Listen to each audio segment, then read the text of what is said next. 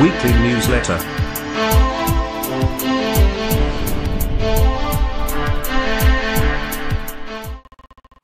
Welcome to Magnificat.tv news, dedicated to giving you the news of the church. Today is Wednesday, June 27th, 2018. The Pope has visited the World Council of Churches, located in Geneva.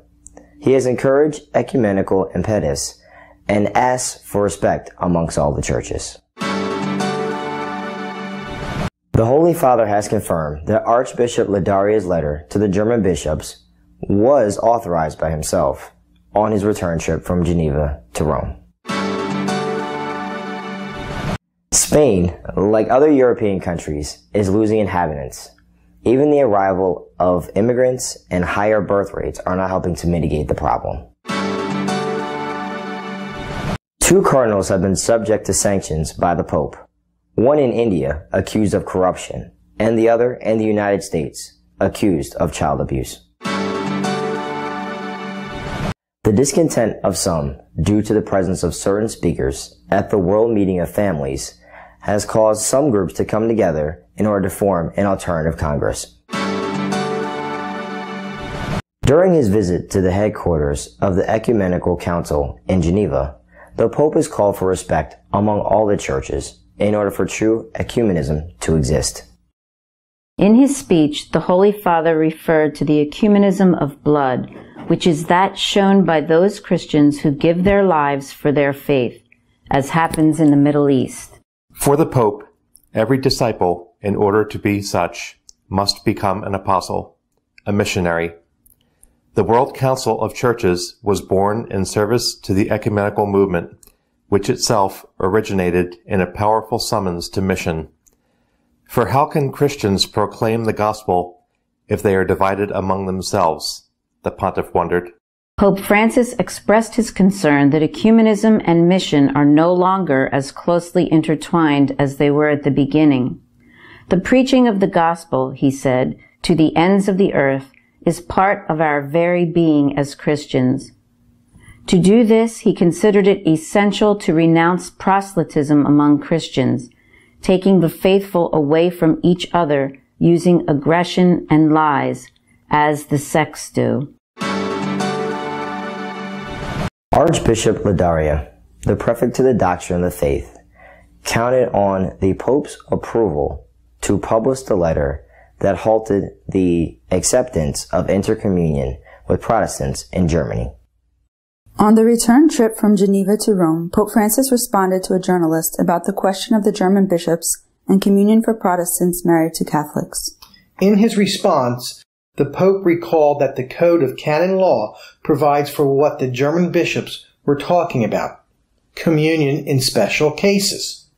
For the pontiff, the question should remain in the hands of each particular bishop, who is the one who must authorize it for his own diocese.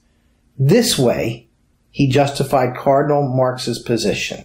The Pope praised the document prepared by the Bishops' Conference, of which he said that it did not intend to open communion to all, but that it was restrictive, and that it was well thought out and with an ecclesial spirit. In spite of that, he authorized the prefect of the doctrine of the faith to forbid its publication, because that permission cannot be given by the Bishops' Conference, but must be assumed by each diocese.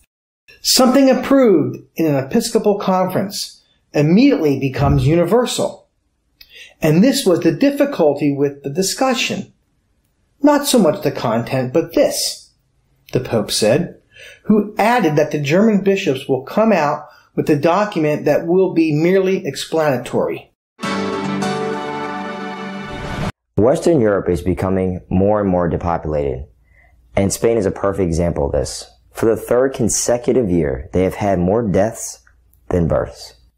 The number of registered births in Spain in 2017 is the lowest since 1996, while the number of deaths is the highest since 1976. In fact, the country has registered more deaths than births for the 3rd consecutive year. The number of births decreased in 2017, 4.5% compared to 2016, while the number of deaths increased by 3.2%.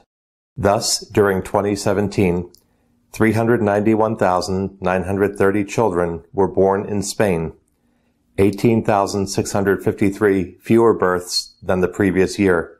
Since 2008, when 519,779 children were born, which represented the highest in 30 years, the number of births has dropped 24.6%.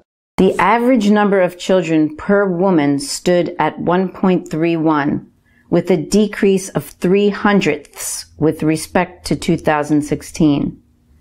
Of the 391,930 births that took place, 75,564 were of a foreign mother, which accounted for 19.3% of the total. The average age at maternity of Spanish women went back to being delayed by 1/10 until remaining at 32.6 years. On the other hand, a total of 171,454 couples married in 2017, which represented 2.2% less than the previous year. The average age at marriage maintained its upward trend. It reached 37.8 years for men and 35 years for women. The Pope has reacted quickly and firmly to the scandalous news that affects two cardinals. One in India was accused of corruption, the other in the United States accused of child abuse. Pope Francis has replaced the Indian Cardinal Alan Cherry, accused of corruption, abuse of trust, and misappropriation of funds, as the highest leader of the Syro-Malabar Catholic Church. The situation had reached the point that the High Court of Kerala went as far as to summon Alan Cherry for the loss of $13 million in suspicious transactions of the purchase and sale of land. In fact, 500 priests signed a manifesto demanding removal of Cardinal, and in February, the Syro-Malabar Church took financial control of the diocese away from him. An investigative commission found that the allegations were substantiated and were credible. On the other hand, the Cardinal and Archbishop Emeritus of Washington, Theodore McCarrick, has been removed from his duties due to the allegations of sexual abuse of minors that weigh upon him, which after an internal investigation have been considered credible by the Vatican. McCarrick has denied all of the accusations, which date back to the beginning of his ministry 45 years ago, when he served as a priest in the New York Archdiocese. There is also a statement signed by the Archbishop of Newark, Cardinal Tobin. The Cardinal reported that his diocese has never received an accusation that Cardinal McCarrick abused a minor, but he adds that in the past there have been allegations that he engaged in sexual behavior with adults decades ago. In 2004, when McCarrick was Bishop of Washington and responsible for the United States Conference of Catholic Bishops for the matter of relations between bishops and Catholic politicians, the Cardinal did not disclose a letter to the bishops from the then Cardinal Ratzinger as prefect of the Congregation for the Doctrine of the Faith.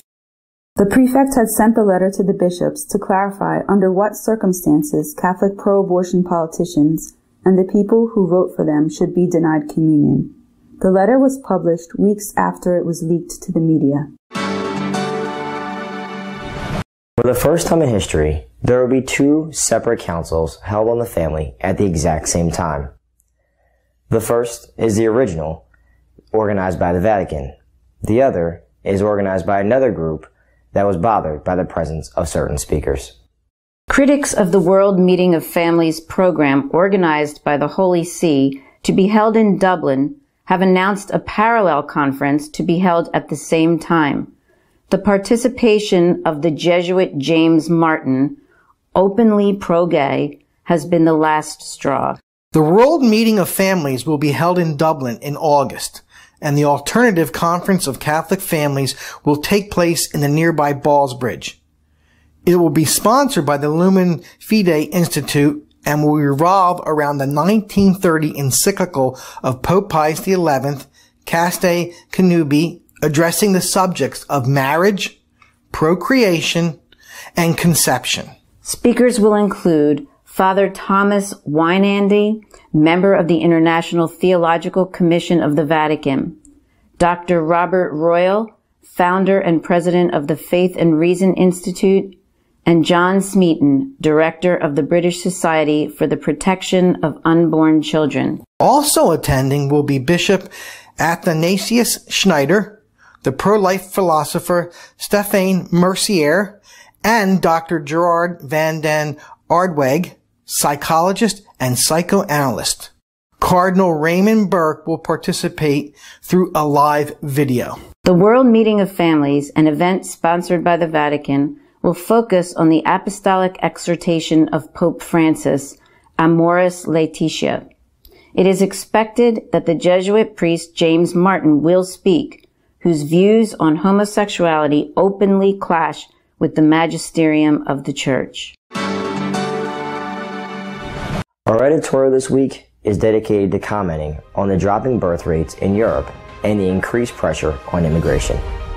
El hecho que quiero comentar esta semana puede parecer de interés meramente local y efectivamente interesa a una parte del mundo, pero creo que tiene un valor y va a afectar al conjunto de la Iglesia.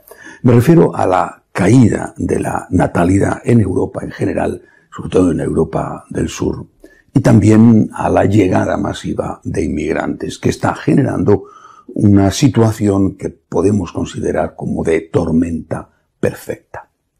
Se han sabido esta semana los datos de la natalidad en España, los más bajos en los últimos 24 años, la cifra más baja desde 1996, junto con el aumento de la mortalidad, lo cual ha generado que por tercer año consecutivo España pierda población. Esta cifra, el 1,3 niños nacidos por cada 1000 mujeres fértiles, esta cifra va unida a otras igualmente significativas. La edad media en que la mujer española tiene su primer hijo es de 32,6 años. Una edad media realmente alta, el primer hijo. Pero claro, hay que tener en cuenta que ellas se casan también como edad media a los 32 y ellos casi a los 38 años. Es decir, los matrimonios se están dilatando muchísimo, tardan muchísimo en producirse y cuando se producen, pues las personas son ya bastante mayores. El índice de nupcialidad en España es realmente mínimo, el 3,6 por cada 1000 habitantes, cuando países como Alemania o Suiza tienen el 5% o 5 por 1000, mientras que países como México, que está también a la baja, tienen aún el 4,9. Hay algunos que lo tienen más alto, como Austria, que tiene 5,6. Y eso por no hablar de los índices de nupcialidad y de natalidad que tienen países de corte de tipo musulmán en Europa, como por ejemplo Turquía. Este hecho, esta caída de la natalidad y disminución de la población, ni siquiera se ha visto compensado por la llegada masiva de inmigrantes, quizá porque a España no han llegado, a pesar de lo que se dice, no han llegado tantos. Esta llegada masiva de inmigrantes realmente está generando unos problemas de tipo sociopolítico que son muy importantes para el viejo continente. Ha sido noticia estos días a España la llegada de un barco, el Aquarius, que había sido rechazado por Italia con casi 600 inmigrantes. Bueno, las críticas al gobierno italiano digamos, conservador, una alianza de conservador con populistas, las críticas han sido muchas, las críticas que ha recibido, pero se suele olvidar que solo en el año 2016 llegaron a las costas italianas procedentes de Libia 183.000 embarcaciones. No es aventurado ni exagerado presumir, aunque no haya sido posible contarlo, que fue más de 1 millón el número de personas que llegó en ese año únicamente al país italiano. En este momento, la política de restricción y de rechazo incluso de barcos cargados de inmigrantes que tiene el gobierno italiano entre su población es del 80% de apoyo. Ha habido un cambio brutal, porque esto hace pocos años no era en absoluto así, y sin embargo la llegada masiva de inmigrantes ha generado un cambio en la población que ha llevado a ese gobierno precisamente a ganar las elecciones. Esto podía ser incluso, me refiero, la llegada de inmigrantes podía ser incluso positivo, sobre todo porque no hay natalidad. Pero entre esos inmigrantes, sobre todo, repito, en el caso del sur de Europa, la mayoría son musulmanes. No es justo decir, equiparar musulmanes con terroristas. Eso es una falsedad. Pero sí que es verdad que dentro de los musulmanes una pequeña minoría lo son o son por lo menos partidarios de ello y además que se multiplican los hechos de violencia, sobre todo de violencia sexual contra las mujeres, entre aquellos que han sido acogidos con generosidad en un país distinto del suyo. Es decir, está creándose en Europa poco a poco un sentimiento de rechazo creciente hacia la inmigración, especialmente hacia la inmigración procedente de África. ¿Cuál es la postura de la Iglesia? Habría que decir sobre todo cuál es la posición, la postura del Santo Padre, que es la que después marca la postura del conjunto de la Iglesia. Es decir, el Papa ha sido el gran adalid de la apertura a la inmigración. Una inmigración que habría que distinguir entre aquella que es originada por motivos políticos o por grandes catástrofes, habría que llamar a esta inmigración refugiados. El caso más típico ha sido lo que ha sucedido en Siria, por ejemplo, y una inmigración que es más clásica por motivos fundamentalmente económicos, como pasa, por ejemplo, con los que vienen del centro de África o del este, como en el caso de Eritrea. Bien, es diferente porque en un caso debe de primar por encima de todo el sentimiento humanitario y en el otro caso tiene que establecerse, lógicamente, unas cuotas que permitan la integración en el país y que se exija a estos emigrantes la integración en el país. El Santo Padre, sobre todo en los primeros años de su pontificado, insistió muchísimo en la generosidad, en la acogida. Últimamente, en este reciente viaje, por ejemplo, que ha hecho a Ginebra, a la vuelta en el avión fue preguntado sobre el tema y ha sido muchísimo más cauto, hablando de los derechos de las naciones a controlar ese flujo emigratorio y también a integrar y, por tanto, no aceptar a aquellos que no quieran o no puedan ser integrados. Es un problema enormemente complejo. Como digo, aunque la Iglesia ha sido muy generosa a la hora de animar a la gente a que acoja a los emigrantes, no ha sido fácil que esa integración se produjera, y aunque ahora su postura está más matizada, es mucho más equilibrada. Sin embargo, para la población esto no es así. Basta con ver las reacciones cada vez más duras que hay, por ejemplo, en Italia, hacia el Santo Padre, reacciones duras e incluso ofensivas por su actitud ante la acogida de emigrantes. Reacciones que en absoluto comparto y que condeno tajantemente. Pero esto, por desgracia, existe y va a más. ¿Qué importancia puede tener esto para la Iglesia? En esta marea que se está produciendo, por un lado, caída de la natalidad continua y, por otro lado, llegada masiva de emigrantes, la Iglesia puede quedar aplastada entre dos fuerzas. Es decir, la Iglesia puede quedar como aquella que pretende que llegue la gente, no es verdad, pero puede quedar ante la opinión pública como eso, que pretende que llegue la gente al precio que sea. Y eso, por supuesto, y hablo del caso italiano, tiene consecuencias en la caída del dinero que la Iglesia recibe a través de la asignación tributaria o en la disminución rápida, además, acelerada del número de personas que van a misa de la práctica religiosa. Estamos en una tormenta perfecta en la que la Iglesia se encuentra en medio. Está siendo generosa, está instando a la generosidad, pero no está siendo entendida, está siendo mal interpretada.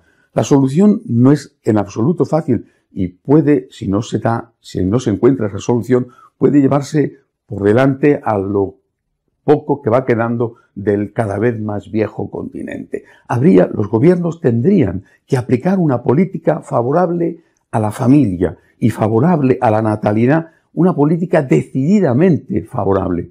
Por desgracia, los gobiernos no van por ese camino. Cada vez menos, son gobiernos cada vez más abortistas y cada vez más contrarios a la familia en la realidad, en la práctica. Y por otro lado, digo, además de eso, habría que ir a una política inmigratoria prudente, no egoísta, no cerrada, prudente, que aceptara a aquellos emigrantes de tipo, sobre todo con motivaciones económicas, que ese gobierno, que ese país pudiera aceptar, pero además que se les exigiera la integración para no resultar una isla dentro del propio país que tendría y que tiene ya consecuencias muy negativas. Hay que rezar para que esto se produzca. De lo contrario, repito, será un gran daño para Europa, en España en concreto o en Italia, y será también un gran daño para la Iglesia, que puede quedar delante de los europeos como la enemiga de su continente y la amiga de otros que,